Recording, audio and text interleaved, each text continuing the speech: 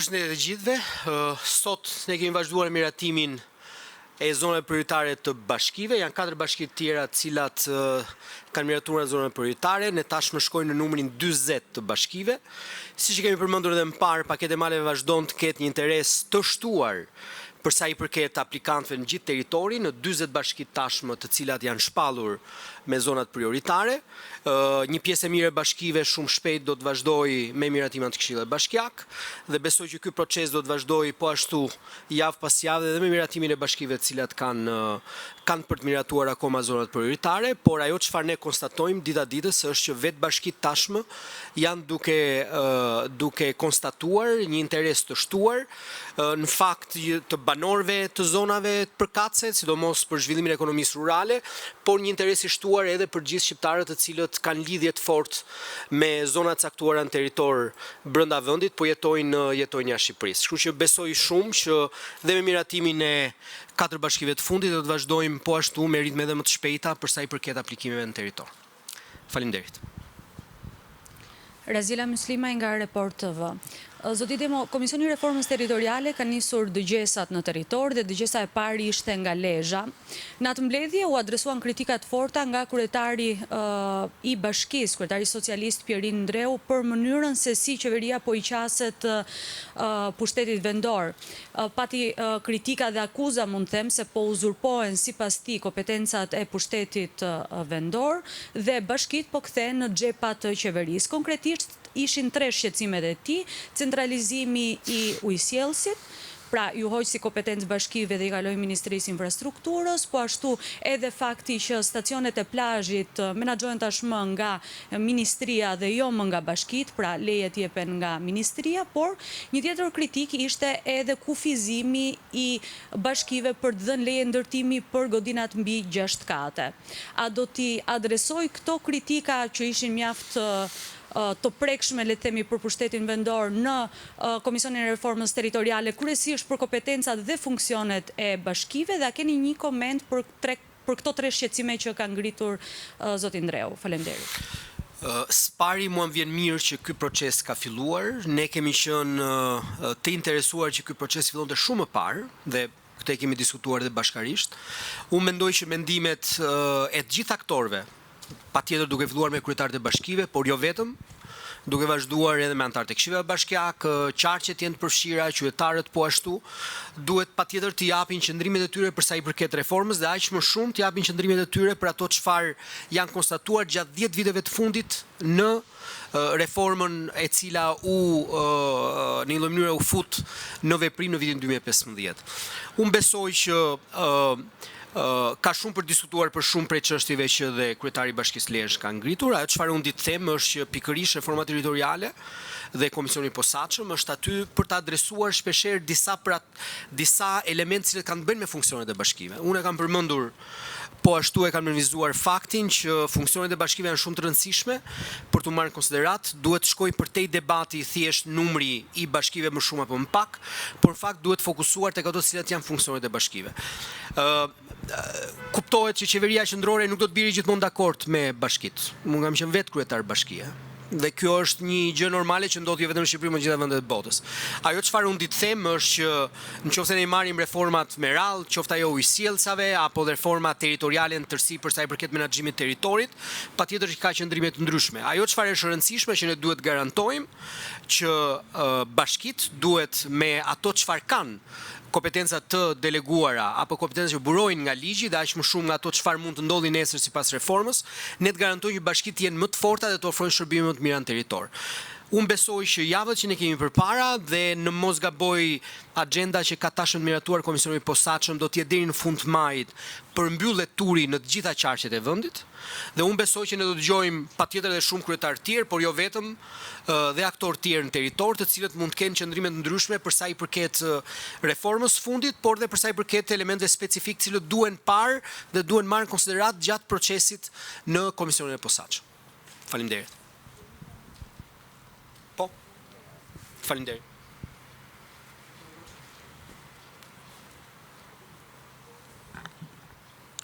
Mirëdita të gjithëve. Me kënaqësi do të ndaja sot 2 vendime që propozohen dhe që vinë në qeveri me propozimin e Ministrisë Turizmit, Kulturës dhe Sportit. Më e rëndësishmja është e para që është miratimi një vendimi qeverie që rrit ndjeshëm mbështetjen për shpërblimet, për sportistët elitarë dhe për trajnerët e tyre. Është një vendim që garanton një skemë më të drejtë të shpërblimeve për sportet me disa disiplina dhe që do të ketë efekt nga muaji prill 2026. Për t'ju dhënë më shumë shifra, rritet me 75%, pra shkon nga 40% që ishte në 70% të masës së shpërblimit, mbështetja për sportet jo olimpike, rritet me 25% nga 40% që ishte, pra nga 40% që ishte në 50% e masës së shpërblimit për trajnerët e këtyre sportistëve elitar, rritet me 43% trajtimi ushqimor ditor për sportistët elitar. Për të një shembull, ishte 3.500 lek mbështetja në ditë dhe shkon në 5.000 lek të reja mbështetja në ditë. Pra, ofrojmë një mbështetje më të madhe, garantojmë një skemë më të drejtë për të pasur një rritje të dinjitetit të sportit, për të pasur një promovim të imazhit ndërkombëtar të Shqipërisë, flamurit shqiptar në botë dhe për të motivuar gjithmonë më shumë sportistë të cilët të bëhen elitar, të kapin rekorde të larta dhe të luftojnë për rezultate sa më të larta. Kemi një rritje deri në 65% për stile të veçanta dhe kemi rritjen deri në 100% për rezultatin përfundimtar. Kjo është në ato raste kur kemi gara ose kur kemi sporte të cilat kanë edhe stile të veçanta, pra stili parë ose stili dytë dhe pastaj kanë një garë të tretë që i përmbledh rezultatet dhe ata klasifikohen në bazë të dy rezultateve. Në këtë rast, ata mund të marrin shpërblim edhe për njërin stil, mund të marrin shpërblim edhe për stilin e parë dhe për stilin e dytë dhe së bashku të gjitha këto kthehen në një shpërblim edhe më të madh me formulën që ofrohet me këtë vendim. Në total, shpërblimi mund të shkojë në rast se del me rezultatet më të larta sipas skemës së vendimit deri në 230% si shpërblim. Ka një rritje deri në 200% ose 3 fishim për disa kategori rezultatesh në kampionate europiane, ka një rritje mesatare nga 50% deri në 100% në përgjithësi për gjithë rezultatet e tjera, ka një rritje prej 100% ose 2 fishim për kategori lojrash olimpike dhe kampionate botërore, me rritje për gara mesdhetare dhe për ato ballkanike. Është një vendim i cili natyrisht vjen si një ndryshim i vendimit aktual, por ka një përmirësim të ndjeshëm siç e theksova në këtë paketë mbështetje që e kemi garantuar në bashkëpunim me Ministrinë e Financave. Kuptohet dhe që do të jetë në zbatim në vijim gjatë vitit 2026 duke filluar nga muaji prill. Një vendim i dytë që ishte për nga simbolika dhe për nga rëndësia që ka për aspektin festiv dhe për aspektin e nderimit të ditës së Europës 9 majit, është që do të sjellim në Tiranë një event madhështor që do të jetë në sheshin Italia, ku i biri i kompozitorit të jashtëzakonshëm për nga gjithë karriera e tij, Ennio Morricone, do të drejtojë orkestrën e radio televizionit shqiptar dhe do të ketë edhe korin e teatrit kombëtar të operës dhe të baletit në një koncert, në një event, në një spektakël i cili do të jetë për nga përmasa dhe për nga rëndësia dhe për nga organizimi, besoj unik. Miratuam sot në qeveri një mbështetje të veçantë për buxhetin e Ministrisë së Turizmit, Kulturës dhe Sportit që i dedikohet këtij eventi, që do të jetë natyrisht në bashkëpunim edhe me ambasadën italiane, edhe me Institutin Italian të Kulturës, dhe do të kemi një 9 maj akoma dhe më të bukur në Tiranë në aspektin e jetës kulturore dhe artistike dhe të interesit turistik sa i takon kryeqytetit. Faleminderit. Përshëndetje zoti ministër, Bekim Vici, Ora News. Me qenë se po afrohet edhe çelja e sezonit të ri turistik veror. Në sezonin e kaluar pati probleme përsa i përket disa zonave me furnizimin me ujë të pishëm, por edhe problemi kryesor ai i mbetjeve, pra mos trajtimi në mënyrën e duhur të mbetjeve. A ka marrë masa ministria juaj për, le të themi, evitimin e këtyre problematikave të konstatuara në vitin e kaluar? Ju e dini që me krijimin e Ministrisë së Re të Turizmit, Kulturës dhe Sportit ka pasur një reorganizim në nivel institucional dhe ka një ndarje portofoleve. Në këtë rast mjedisi ka përsipër edhe gjithë problematikën sa i takon trajtimit mbetjeve dhe pastrimit në kuptimin e rangut të vendit në kuptimin e gjithë politikave dhe themi masave që i takojnë pastrimin trajtimit mbetjeve dhe natyrisht ne jemi pjesë aktive e grupeve dhe e task forces apo e njësive që do të krijohen në nivel rajonal por edhe në nivel vendi nga Ministria e Mjedisit në këtë rast, e cila po ndërmerr hapat e duhur për të garantuar një sezon